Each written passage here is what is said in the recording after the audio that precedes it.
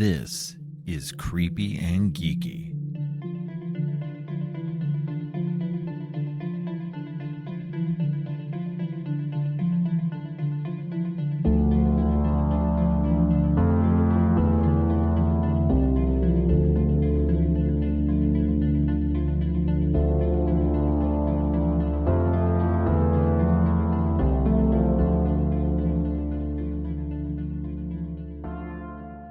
Welcome to Creepy and Geeky.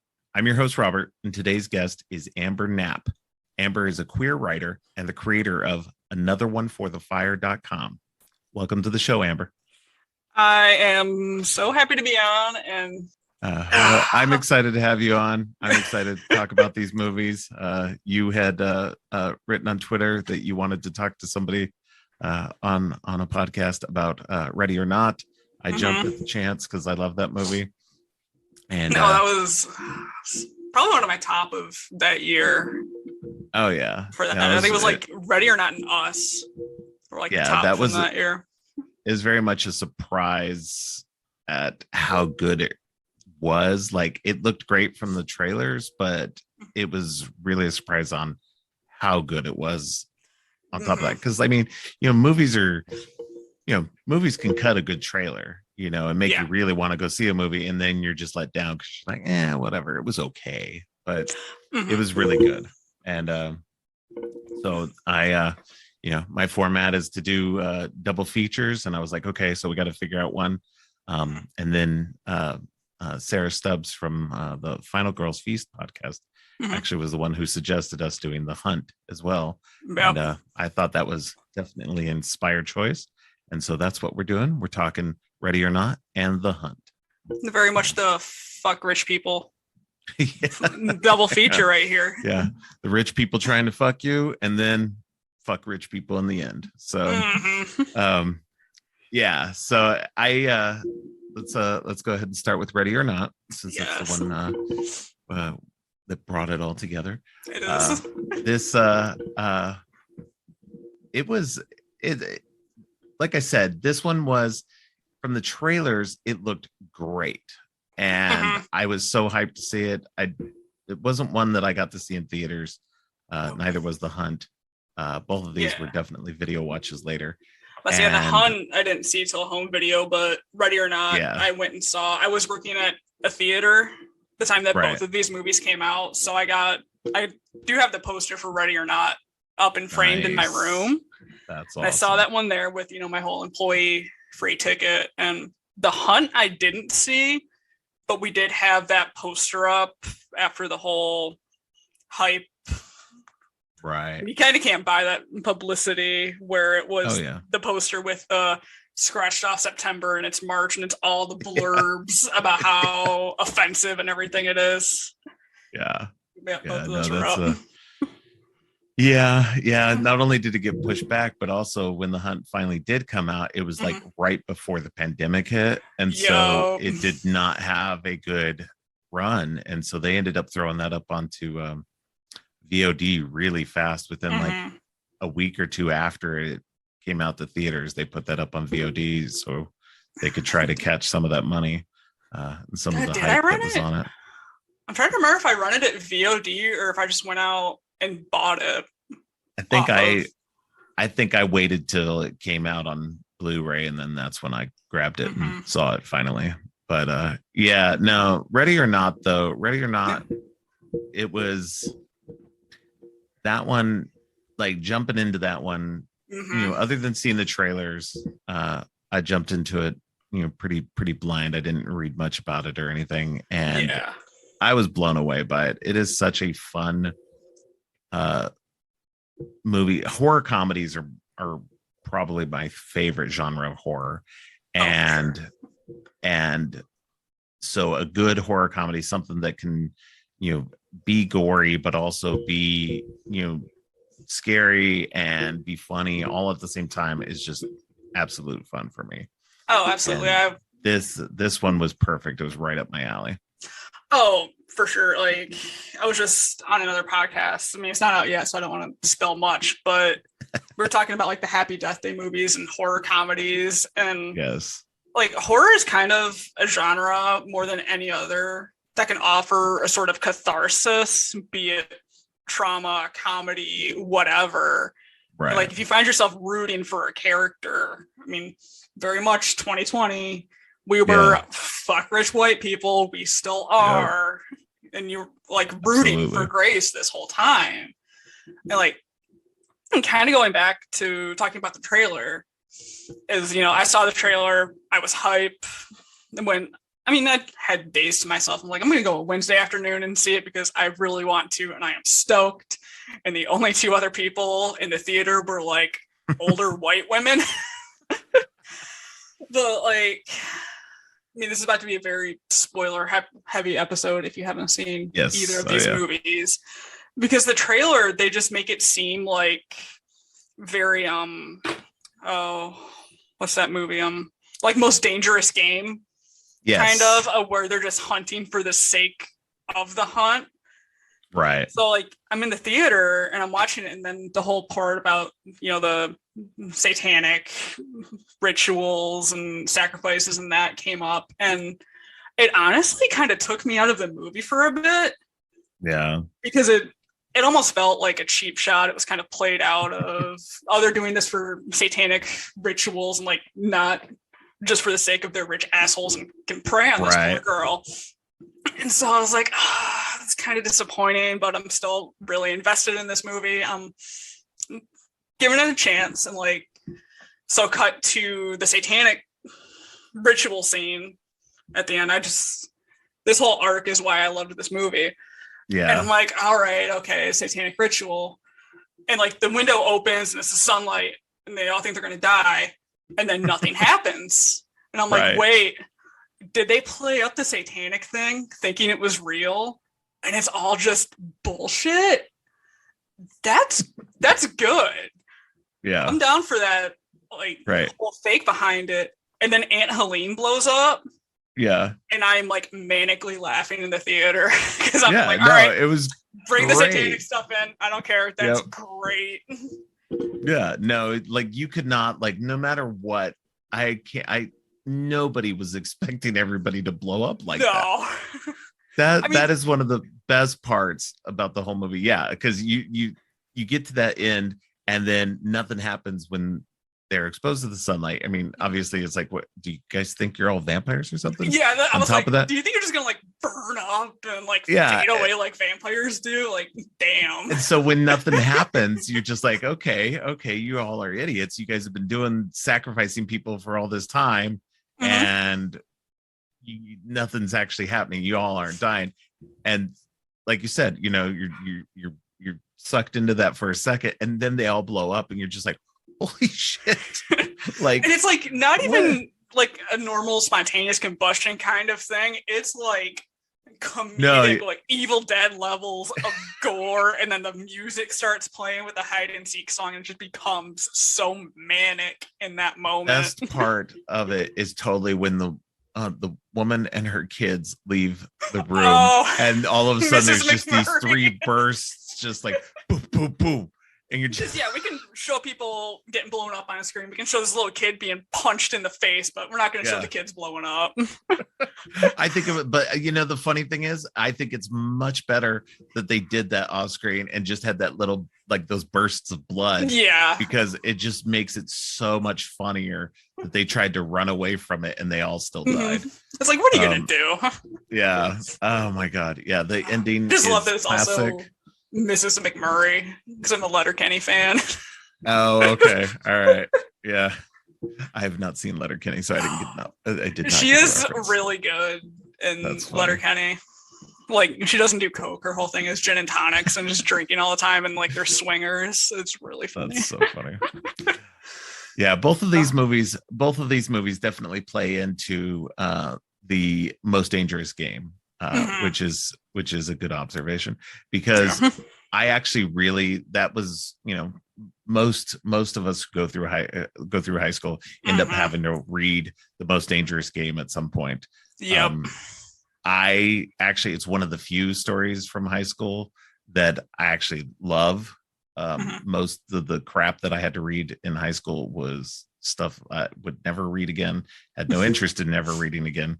But I really like The Most Dangerous Game, and that story stuck with me. And so to see two movies, and that's what's great about combining these as well. The suggestion of it that these both follow that kind of format. People, somebody being hunted by a group of people. Yeah, like some sort of elite versus somebody they think is quote unquote below them. Which I mean they don't really do with Grace, but they kind of did. Yeah. Because she talks about like growing up in foster and like before the wedding when she's in there, she's like yada yada yada. And even though your family is richer than God, it's like which they are. Exactly. So it's fun to see both of these movies following the framework of a Most Dangerous Game type of story, and then both deviating in their own ways. That was a lot of fun to see that, and to see it's always fun to see the person getting hunted get the upper hand on everybody. In Grace's case, it's more not that she's really that great at anything, but more that she just happenstance actually works in her favor. Like much more so than Betty Gilpin. I can't even. Yeah. I just watched this movie 2 days ago too. I know. Oh, what is it? It's it was like something May. No. Oh my God, we are terrible. Oh yeah, I am terrible right now. Hang on, I've got IMDb. I know, I'm looking it up now. I could type in the hunting. Crystal. Because it was like Crystal May something, and she's like, there's another one. She just spells it May. Yeah. So Crystal. So Crystal is a much more, you get off the hand, like just from the jump, that she's a much more capable and skilled person. She says in the one scene that she was like a veteran from the war in Afghanistan. Exactly. Where she's talking with the consultant. Yeah, from the National Guard. Yeah. She fucking knocks the National Guard too. Yeah. Oh man. I mean, it's very much kind of like oh my God, Aaron in You're Next. Yes. Where you don't expect it. Like you're kind of small. I mean, not super meek, but she's like, yeah, I grew up on a survivalist compound in the Australian outback. Yeah. And it's like, nope, she's an Afghan war veteran with a lot of pent-up anger from working at the auto dealership. It's a car rental place. The rental car, yeah. There's literally, during that conversation, she looks at him and she's like, she has this look on her face, like there's all this pent-up anger. Like she's wanting to go postal. Right. And it just lines up for her. But yeah, both of these movies are great in that way. You get the protagonist just taking everybody out. Like the funny thing with Ready or Not is more like, and that's the difference between these two, is Crystal is taking everybody out and is a much more skilled and smarter protagonist in that way, whereas Grace is more of, it's all happenstance. Everything like everything, because I mean everybody for the most part in the family survives. Yeah, everybody survives till the very end, to the sacrifice that goes awry. But meanwhile, all the help is dying because the family can't get their shit together. They manage to that's kill just slapstick comedy, right? Oh man, that's the greatest thing. They keep killing the maids. I love it when like the crossbow goes off and Emily's like, why does this always happen to me? Yeah, it's hilarious. It's such a goofy, fun movie. All the stuff just happens, that just, I don't know, it's just too fun. And so and Samara Weaving playing Grace, she's such a good actress. I love Samara Weaving. I've seen her in she's been in The Babysitter. She's in the Ash most vs. Evil recent Bill and Dead. Ted's. I didn't see the most recent Bill and Ted, but she was in the first season of Ash versus Evil Dead. And then oh my god. Yeah, it's like the end of the first season when they're back at the cabin and like this group of campers walks by. They're like, "Oh, hey, we think we're lost," and she's one of them. Oh. Yeah, I need to rewatch that. It's been a while. I love that series so much. Oh, me too. That was like I'm a huge fan of the Evil Dead series. Mm-hmm. Oh yeah. But, what did she do? She did Mayhem, the Joe Lynch movie. Yes, I have not seen that yet, but it's on my list. That was good. Yeah, so she's really good, and I've enjoyed her and the things that I've seen her in. And she's I do view her as a full scream queen. Especially because like her scream is that good. Oh yeah. Yeah. I think it's interesting too, because while watching this, I was struck about how much she actually not necessarily resembles, but she's very close in look to Margot Robbie, who I can see also is Australian. And I thought it was interesting too, because I did read, and it's IMDb, so who knows on whether or not it's how true or not it is, but Margot Robbie was considered for the role as well. So they apparently had a trend of what kind of actress they were looking for. Exactly. Blonde Australians, Blonde Australian, and can she scream like a banshee? Right. But I love the cast in this. It's such a fun cast. Mm-hmm. Adam Brody. He is Adrian Brody. Adrian Brody. Yeah. No, Adam Brody. Oh yeah, it is Adam Brody. Duh. Yeah. I mean, Adrian Brody is also an actor, but wrong dude. Yes. Right. I was like, wait a minute. No. We've obviously been forgetting everything this episode. I don't know about you, but I have no notes in front of me. I never have notes in front of me, so it's all good. That works. Well, Adam, not Adrian Brody. He's honestly probably my favorite character in this whole movie. I have loved him as an actor since the OC. He played the nerdy guy on that, and nerd characters are always a go-to for me because I identify with them pretty well. Mm-hmm. And so seeing him come up and be in stuff like Scream 4 and this Jennifer's Body, he's making a nice little niche for himself as well in the horror industry. Yeah, so it's nice to see him whenever he pops up in it. I didn't see him as the nerdy. I didn't watch the OC, so I didn't see him as the nerdy dude in that. But I saw him as the nerdy dude in Grind. Okay. Oh yeah. No.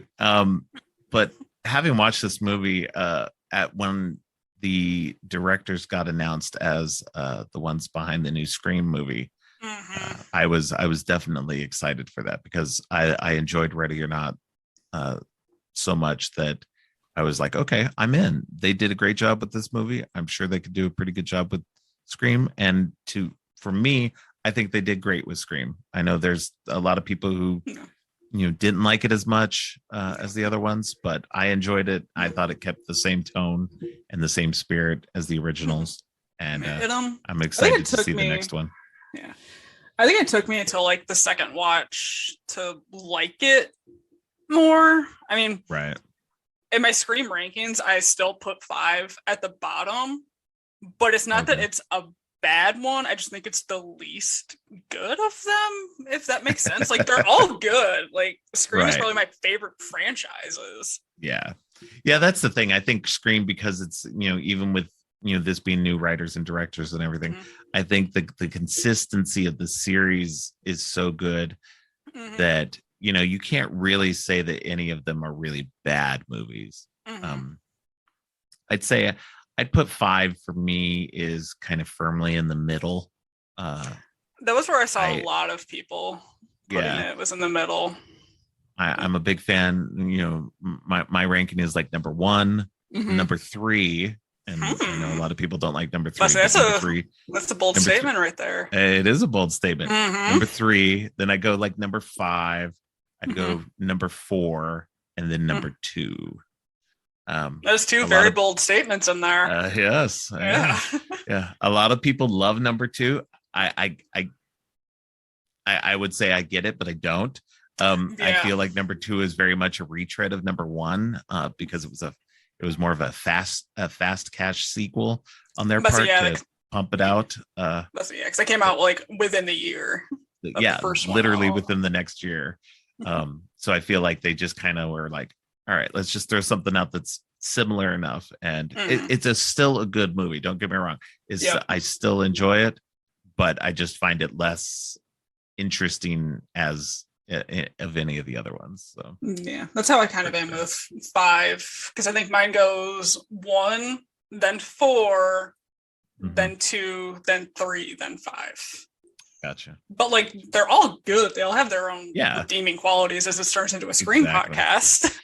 Right. But like, I mean, 5, like a while ago on Twitter, there was like the checkmark box of which Scream has the best opening, which has the best killer reveal, all that stuff. Yeah. And the only consistent thing I saw was that 5 had the best kills, which that's one thing you can't argue with. Whether or not you like the movie, the kills in 5 are the best.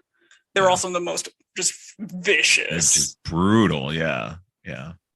No, I'm hoping that this new one, because they're moving it to New York. I'm hoping that they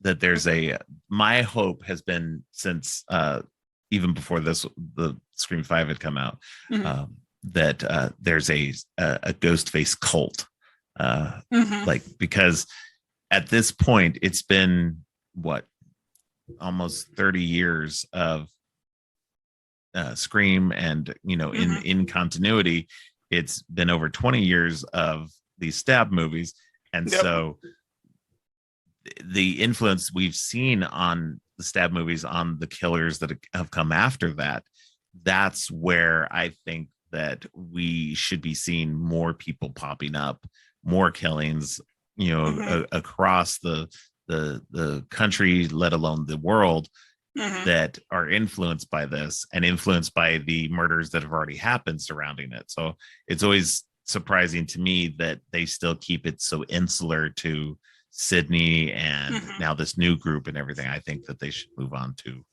a much broader, bigger, like, goal. So yeah, I mean, they kind of do the whole very much that how do I want to say this, of like copycatting killers. Like, obviously Scream 5, spoiler, that's the whole thing, is they're going back and doing the copycat and redoing the movie, and whole internet fandom, which they also go back to 2, because that's how Mrs. Loomis finds Mickey, is on a serial killer forum. So they very much could. And I mean, there's been copycat killers in real life who have done Scream, a few different sets of killers. It very much should be a thing in the movies as well. Yeah, that's my hope. We'll see. Who knows what happens? But I mean, they're moving Evil Dead to New York too. No, it's actually L.A. L.A.? I thought it was New York. Yeah. Nope. L.A. Yeah. Interesting. Evil Dead Rise is set in L.A. So it'll be interesting though. Yeah. Well, it's Evil Dead. I'm going to watch it anyways. Oh yeah, 100%. Yeah. Evil Dead is hands down my favorite horror franchise. So it's it'll definitely be fun to see what they do with that, especially taking Raimi out and Bruce Campbell out and letting somebody else have the reins of it. And see who we get. I'd actually like to see a continuation of the Evil Dead with Mia. The Evil Dead remake. So hopefully they get to doing that at some point, but who knows? That one's kind of left up in the air. But all that being said, let's go back to Ready or Not. I mean, if we want to do Evil Dead and Scream another night, we definitely should. Exactly. Yeah, no, even Ready or Not is just a fun movie. You take the, no matter, I know the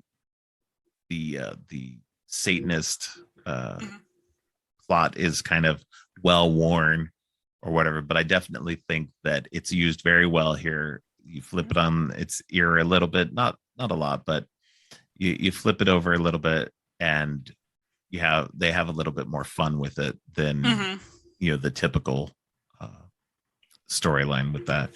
So it's just real fun, and it's good to see a good comedy done. It's very very Clue in a lot of ways. You're running around this ornate Gothic kind of house trying to hell yeah, Clue. Yeah.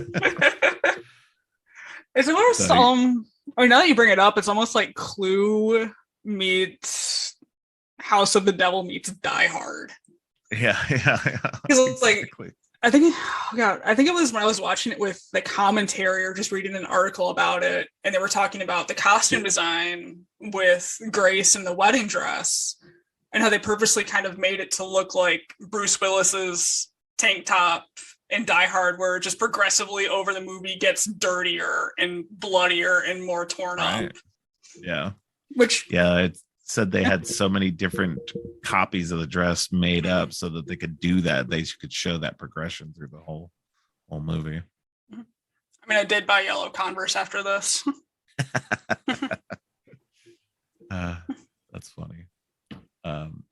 Yeah, it's just such a fun movie just to just sit down, enjoy, and it's just lots of fun with the characters. I don't know. It's just a fun movie. You can't go wrong watching it.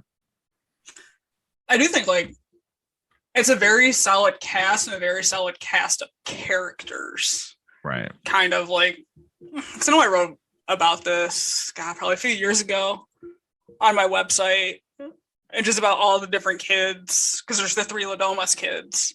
Yes. And you hear about how all these rich people, they drink alcohol, whatever, these sort of vices.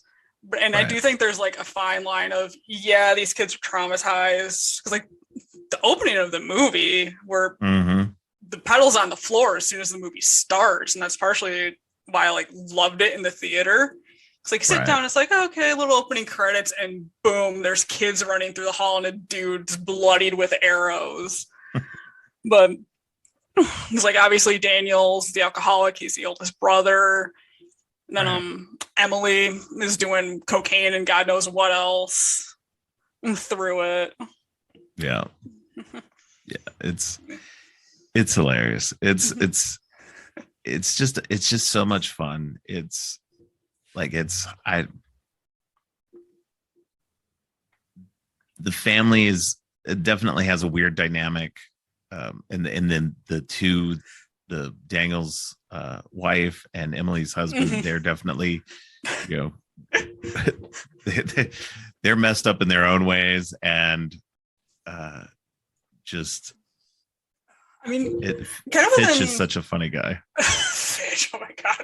I'm sorry, but I always read him as gay, and Emily's his beard. Right. Yeah, I can see that. Yeah, I mean, we kind of get a lot of character exposition, just in the few minutes of the wedding scene when they're around taking photos. Which, also, why were they taking photos with the bride before the wedding?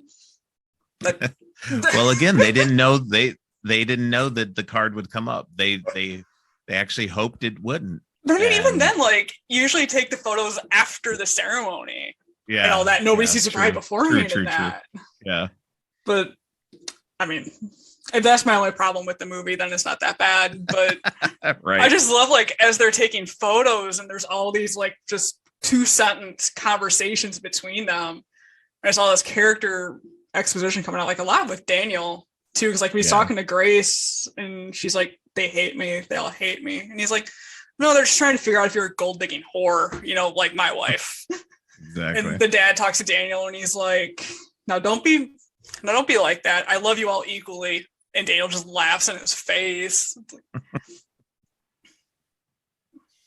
It's a no, and they did. That is what's great during that wedding sequence. We get a lot of character development that sets up. It gives you a lot of information about the characters, and that's what I enjoy movies that can give you quite a bit of stuff in just a little bit of time. There are so many movies that like will pour on the exposition and still not give you the sense of characters or story or whatever, and they just drown in that exposition that just does not matter. And then in a movie like this, you get just enough little bit to fully understand these characters, their motivations, who they are as people, and it's perfect. Sure, they're they could be cookie cutter. You can call them cookie cutter characters, but it works for this kind of story because that's what you want out of the story. You want characters that you can understand and that you understand their motivations and why they're doing what they're doing. Yeah. It's very much kind of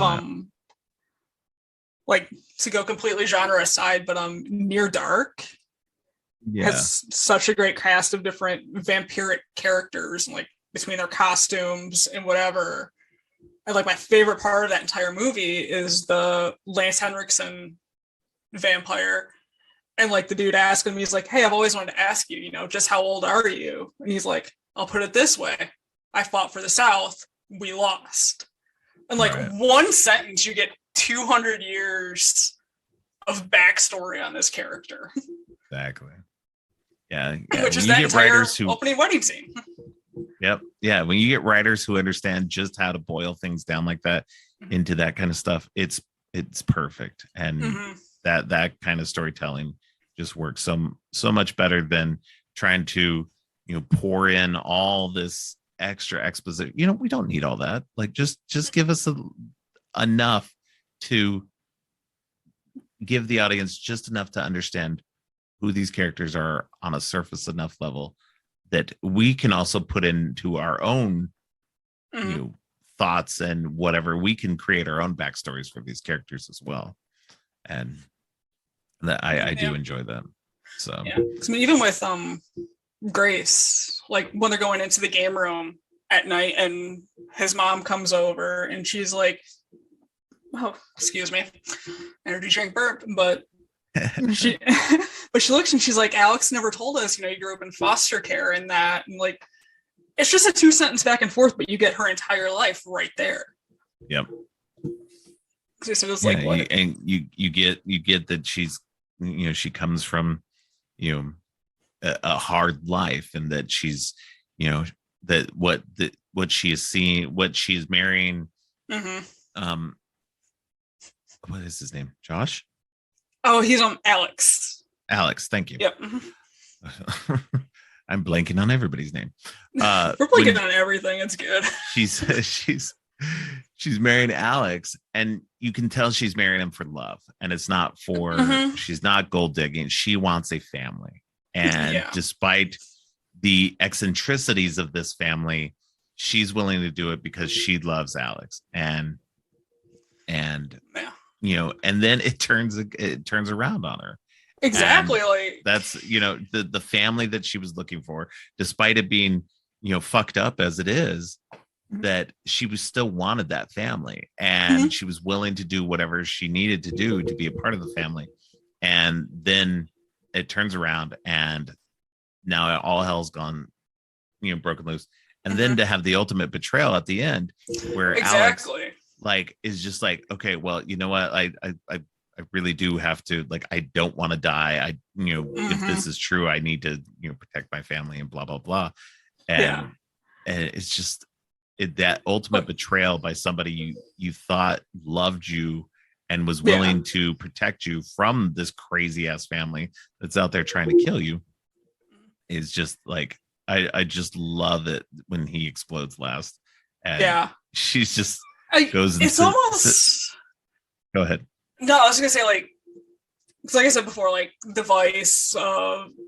There's the alcoholic. And then Emily's on drugs, but it's like you think he actually wants to get out, but part of me feels like he's almost not like the full abusive boyfriend, but like the gaslighting boyfriend. Yeah. Of like he says he cares about her, he feels he cares about her, but then he snaps so fast because like right before her that's right after they start getting chased and like they're in the servants' quarters, how they have like all those corridors And After the Servants, again, very Clue.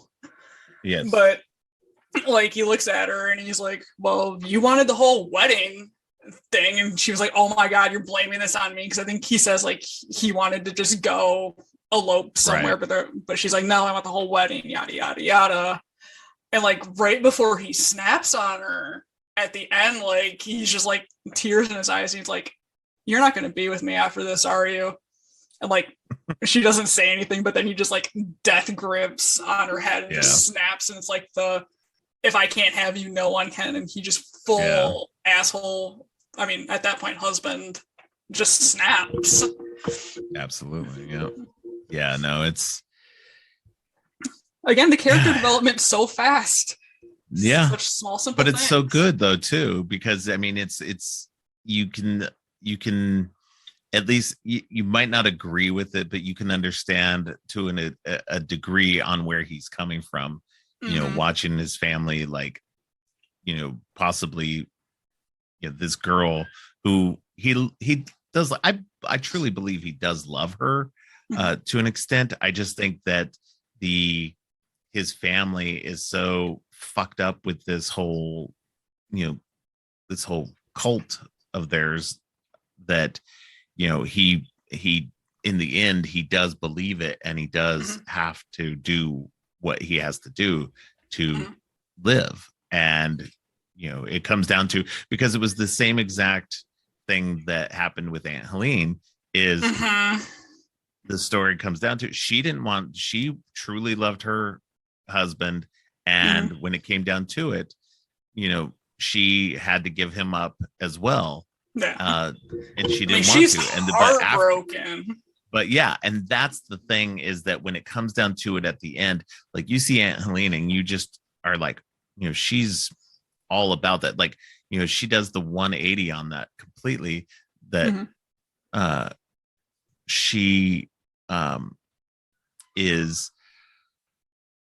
like, from what you see of her in the past, is, you know, she doesn't want this to happen or anything else. But when you see her later on, she's the one calling for, you know, killing Grace the most, you know, and keeping the tradition and everything. So she's taken this 180-degree view on it all, that if her husband's got to die, then whoever else this happens to has to die too, because I mean, you know, it's only right, you know, it's like, only fair. She's spiteful, but rightfully so.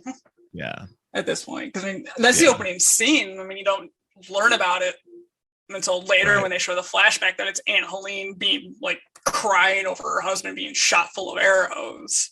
Well, and that's when you realize also that that's the reason why Daniel drinks the way he does, is because he's the one who was like, he's here. And he was so shoving Alex to protect him into that dresser closet, whatever. Right. And so, you know, he's been drinking himself, you know,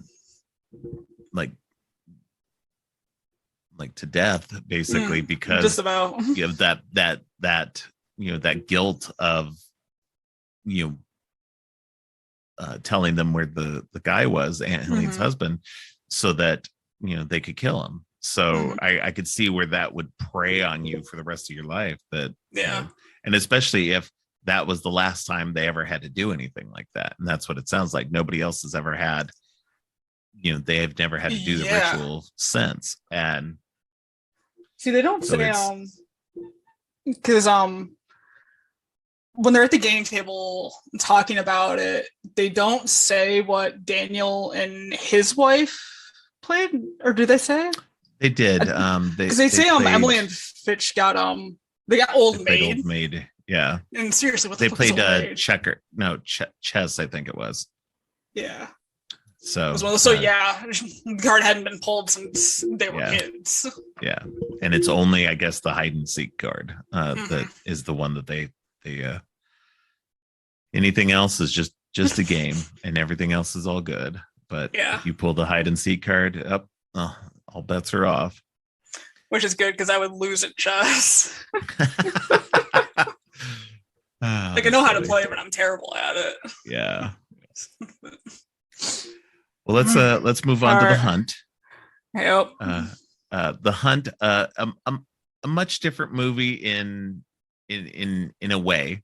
It's not you're not in one location. It's much more of a broad hunt. The story is that rich elites are hunting, rich elite liberals are hunting their detractors, their conservative people who talk shit about them online. Yeah. And they were so pissed they had to, which, I mean, given the context of the movie, exactly, they had like joked. So these liberals, these rich liberals, had joked about hunting conservatives people, and it got spread. Yeah, Manorgate. It got somebody found out. It got spread, and then these conservative people online, presumably on Twitter, because it looks like it's a Twitter type of thing. It's like Twitter, very much like a Reddit kind of a deal. Yeah. So they bitch about it, and then so these liberal elites then, after losing their jobs and places in society and everything, decide, you know what, we're actually going to make Manorgate a real thing, and we're going to actually hunt these people. It wasn't real before, but because you guys made it so that we lost our jobs and everything, we're going to make it real, and which sets up the whole idea. And I think that what's great about this movie is that it really puts it's a caricature of both sides. Yes. And shows just how dumb both sides are in both of those ways, like taken to their extremes of how dumb each of these are. Yeah. I mean, because it was kind of one of those where, like, it was almost like Mad Max Fury Road when it came out. Okay.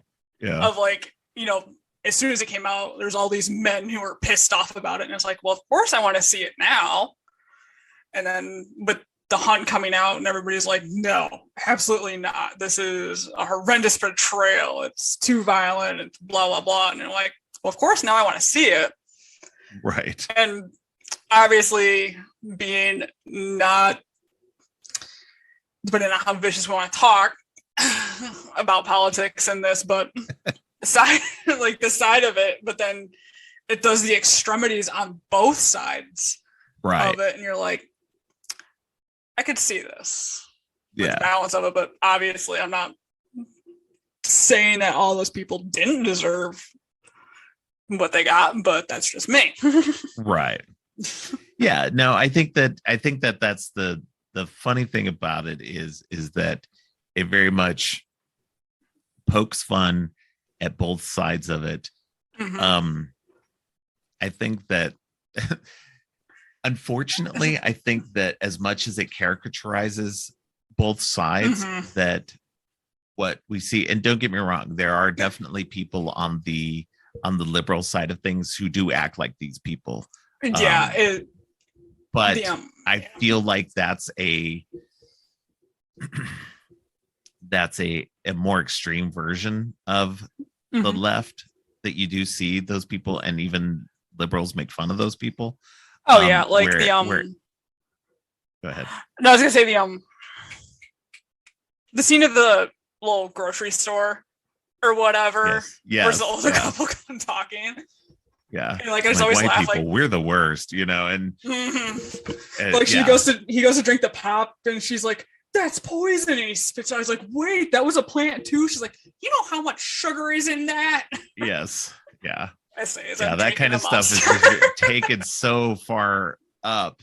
And then, but the funny thing is that, the caricatures of the conservatives, they don't feel like they're caricatures anymore. Because they probably would have been when they were writing this and everything. But after it came out, we had already seen so many people that were exactly like this. And that this is not so much a character as so much of what these people really are. And I'm not saying that conservatives are all like that. Of course they're not. You have conservatives who are intelligent and smart and At least form coherent sentences. Yes. Yeah. But so much of what you see on TV and, of especially the kind of people who were at the January 6th insurrection and everything, that kind of stuff that's the kind of people you're seeing in The Hunt for the most part, is these people who have taken the ideals too far. And it's that's what I think is funny on both sides of this, is that it definitely does showcase the extremes on both ends of that, but it just becomes a little too real. Yeah. In a way on the one side, and it's too much. But all that being said, it's a fun movie because it does poke fun at both sides.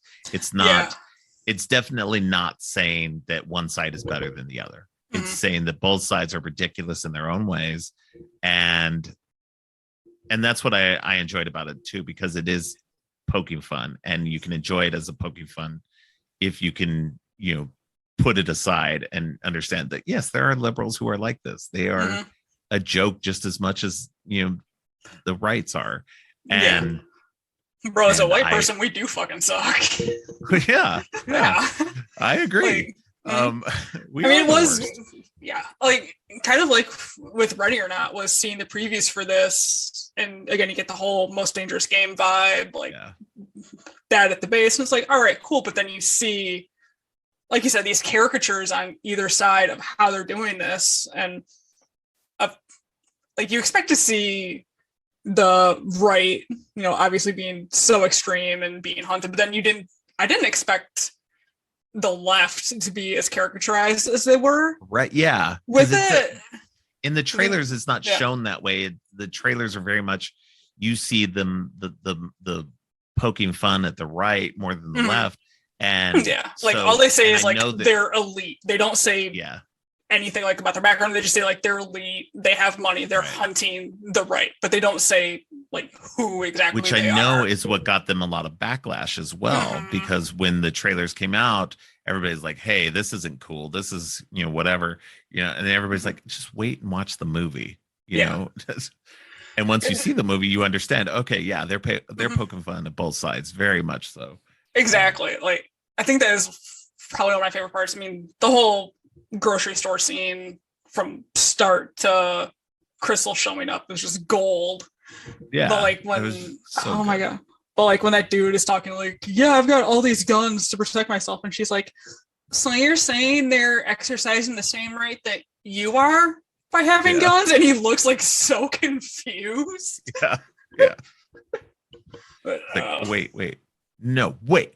He's like, hang on, this is logic. What a second. It's a fun movie because it does poke fun at both sides. It's a fun movie just from the Most Dangerous Game aspect of it to see, because even that's the thing, the original Most Dangerous Game story is a guy gets shipwrecked on an island, and the rich guy who's on the island is a guy who hunts people for sport.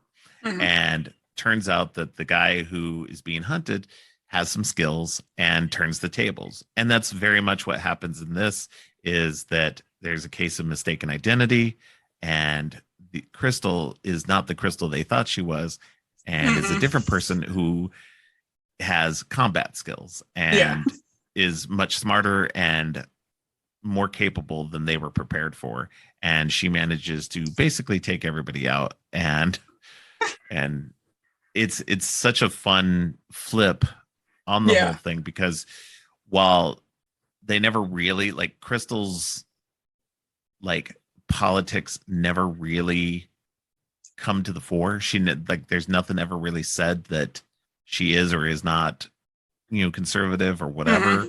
And that's what's great too. They play her ambiguous. It's not about politics for her. It's about, how stupid it is that they basically, they're railing against these people who accuse them of doing something that they are now doing. So, and then they get the wrong Crystal.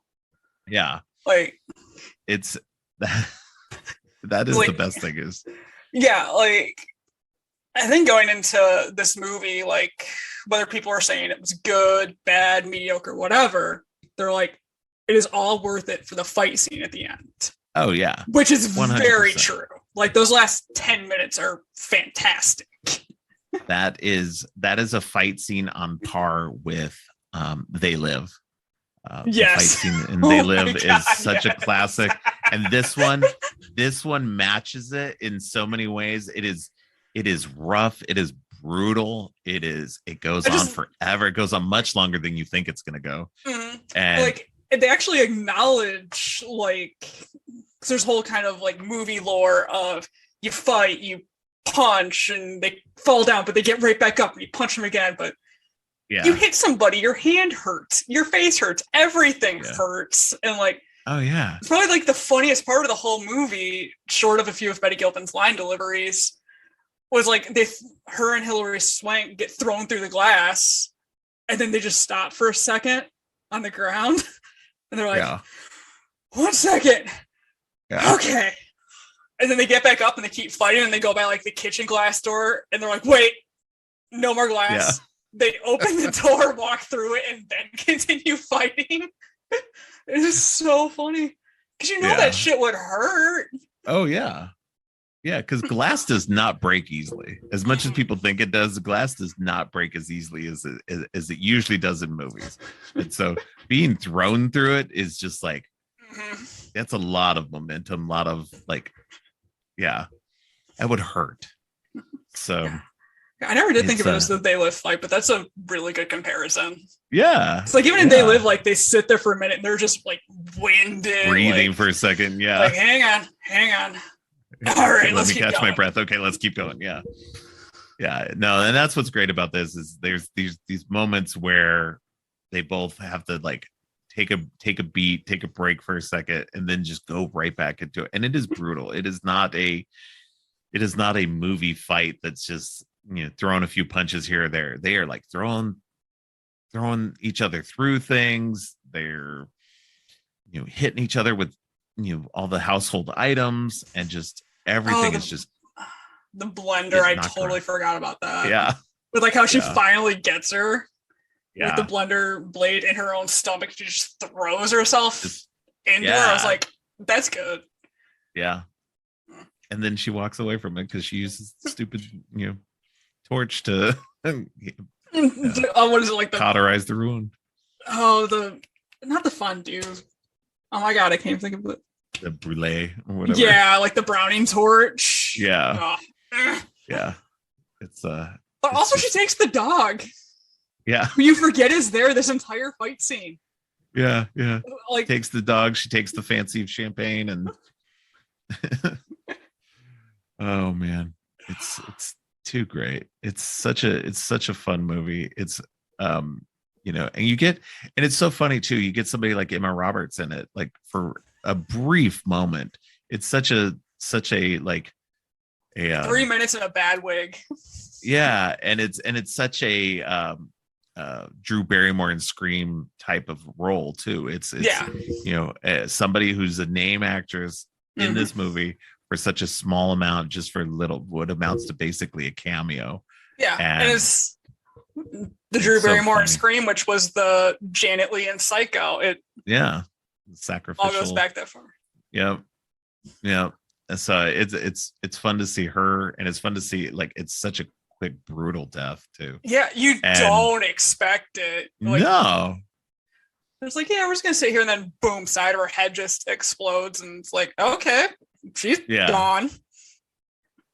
It's nice to see Ethan Suplee in a movie again. I know he's acting and stuff, but it's like one of those things where it's an odd phenomenon that I've noticed, that there will be actors who will be in lots of things, and they're usually character type actors, not stars, but people who will pop up and stuff. Ethan Suplee popped up in a lot of stuff in the late 90s, early 2000s.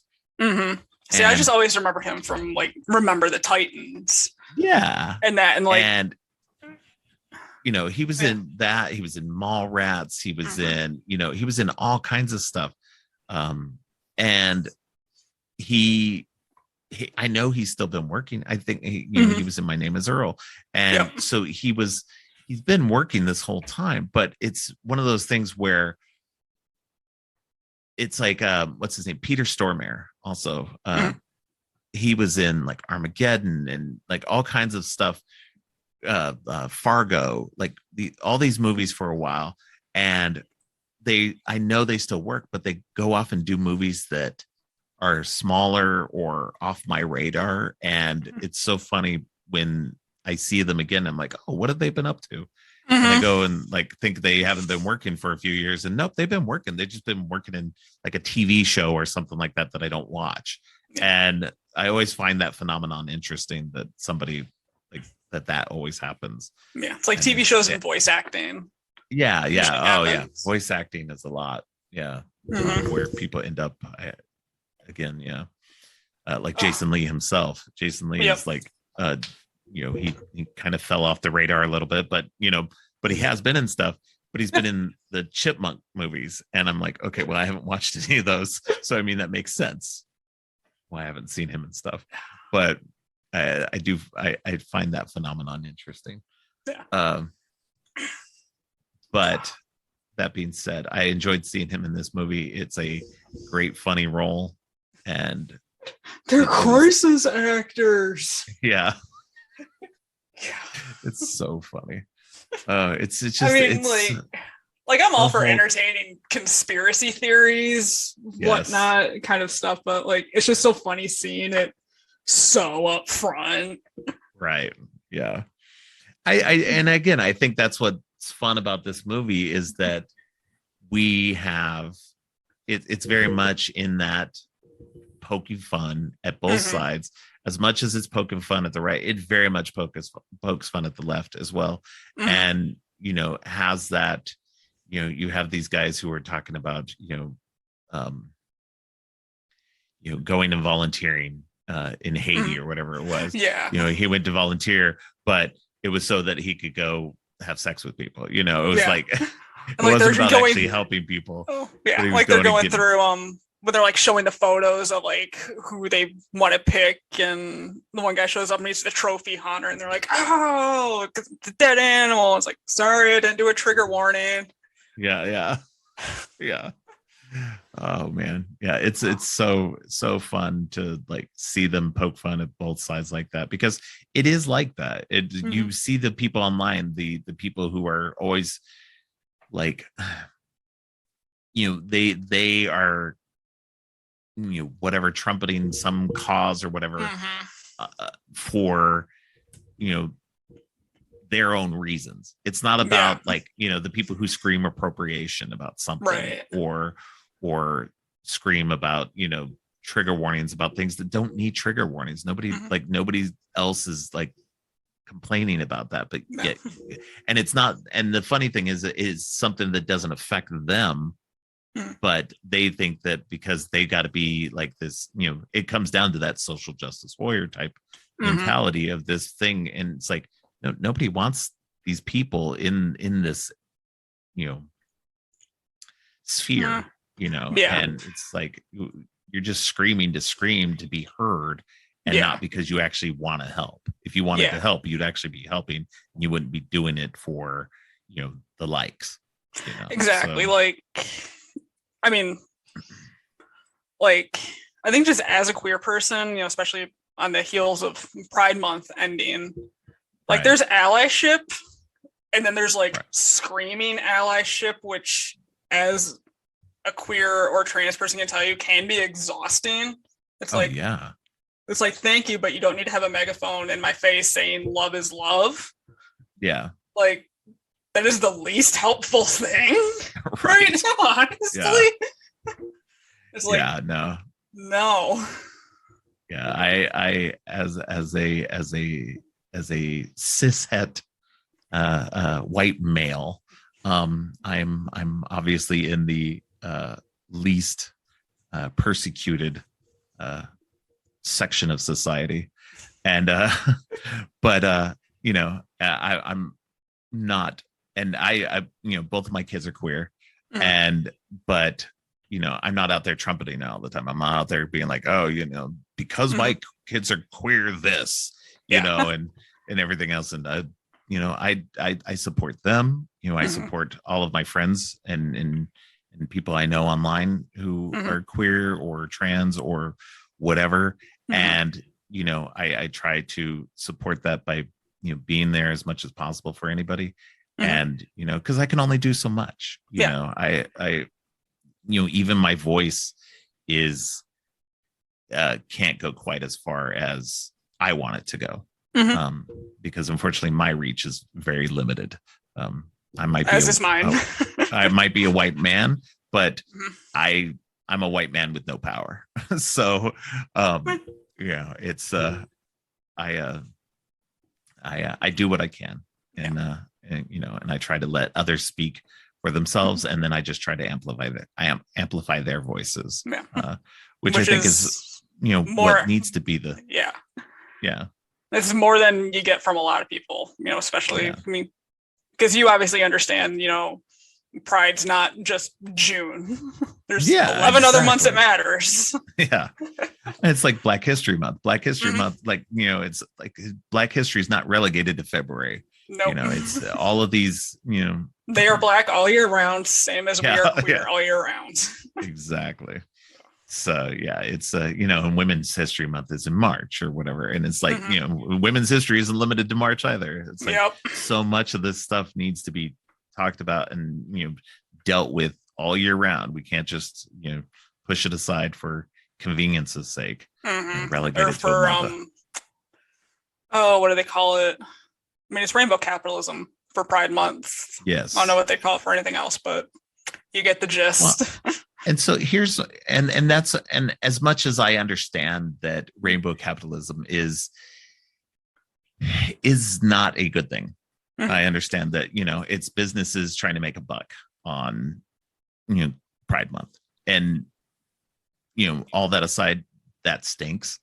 But growing up, and I grew up in the 80s, there was no chance in hell anything like that would have been in stores back then.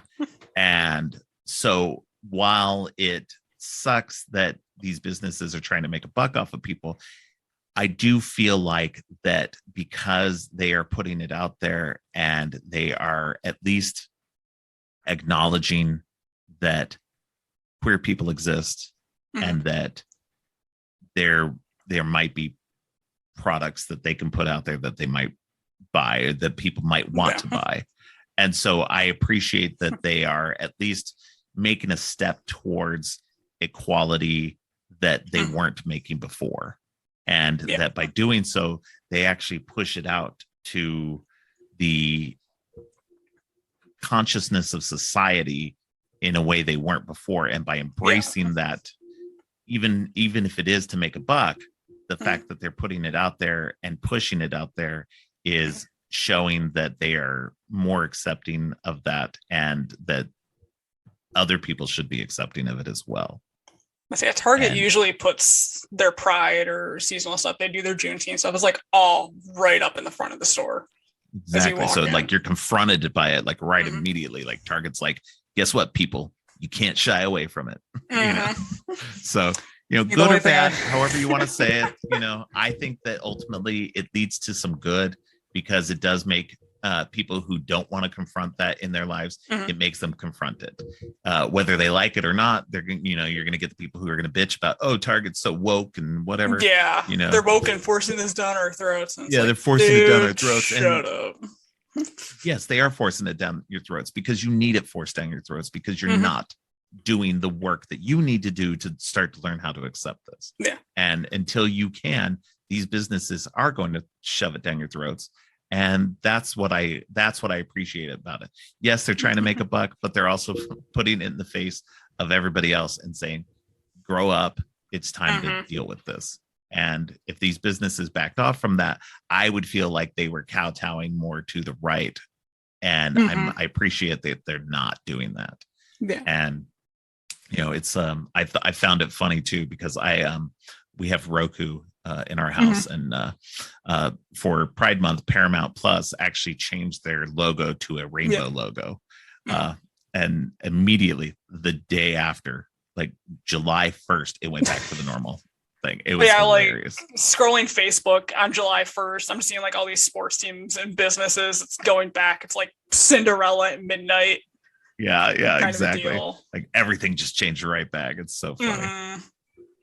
And then, like people still get so mad, but like they're still. I mean, I live in Michigan. We voted blue somehow because of our big cities, but like just driving here, there's still. I'm seeing Trump 2024 flags. I'm seeing all this other shit. Like you drive. I did a drive to Lansing a couple weekends ago, which is our state capital. Very liberal city. Like as we were there was a block party going on with like a whole bunch of pride flags, but on the drive there you're seeing all this let's go Brandon, fuck Joe Biden, Trump 2024, and I'm like so, and we're the ones shoving it down their throats. Exactly. Bro. It is exhausting. Oh, very much so. Mm-hmm. But yeah, so very much the hunt. Yeah, no, and that's what I think is fun about the hunt is that they do show both sides of that, but how both sides can be ridiculous in their own ways. And I think that's what's fun about it is that, you know, you're left at the end. Like I said, Crystal's politics are left ambiguous. You don't know what side of the coin she's on. She's just being hunted and she wants to take it back to them and kill them all because she's like, this is bullshit. I obviously wasn't the person you thought I was, you know, and your motivations for this are false anyway, because you shouldn't be trying to kill these people just because they made fun of you for saying you wanted to kill these people. Right. And like as they're sitting there and like, I mean, at least Laurie Swank's dying. I always forget her name of this too, but they're talking and she's like, we got the right crystal, didn't we? And she's like, no, ma'am, you did not. Whoops! Like as all she says is whoops, and then they talk about Animal Farm, and she's like, "Wait, you read Animal Farm?" It's like that's kind of high school reading. Yeah, exactly. We did Animal Farm in 1984. Yeah, that's funny.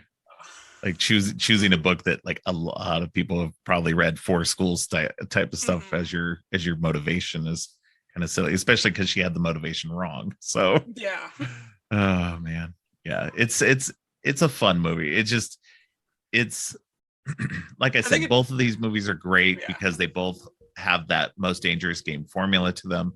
And for me, being a fan of Most Dangerous Game originally, that seeing movies that take on that and take them both on in comedic ways as well and have fun with the formula. That was a lot of fun for me for both of these movies. I wonder if we could get Betty Gilpin and Samara Weaving in a movie together. There you go. Because they both like steal the show in the respective movies. 100%.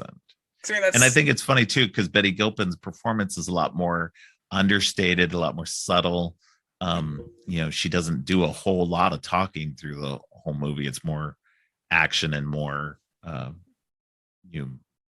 it's like drop of a hat kind of stuff almost. Yeah, because like she's just talking to the people at the counter and then in the next instant she's over the counter, gun in her hand, like cigarettes in Arkansas only cost $6.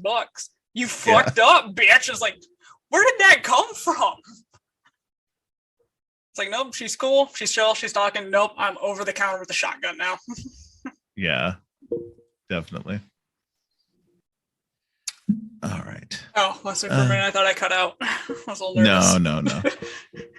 With the microphone luck that I've had, that would have happened. Right. But hey, it didn't fall down again. If Chris hears this, I'm sorry.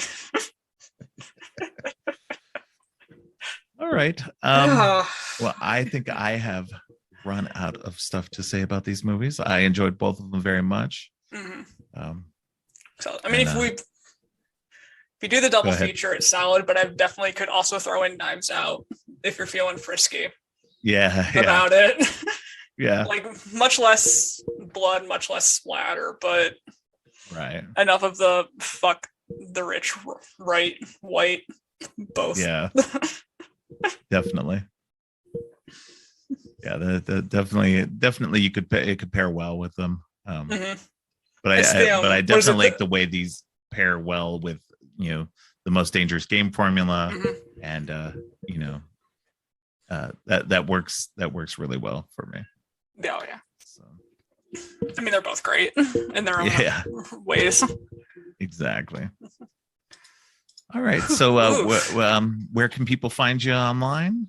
All right. I'm probably most active on my Twitter at Another for the Fire, and the 4 is just the numerical 4. And then my website is anotheroneforthefire.com, as in the Night of the Living Dead quote.com. All right. That's it. Yeah. And then wherever you're going to be posting this stuff, because I'll share the crap out of it. Excellent.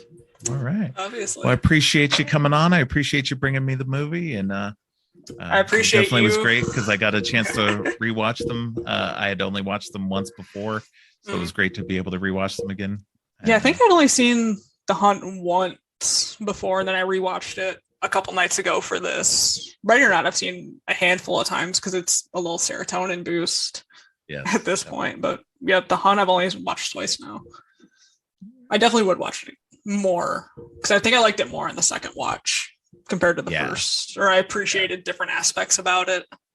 Right. They're definitely both fun. Yeah, thank you for letting me have the microphone and just get on my soapbox about Ready or Not. Yeah, definitely. Yeah, I had a great time.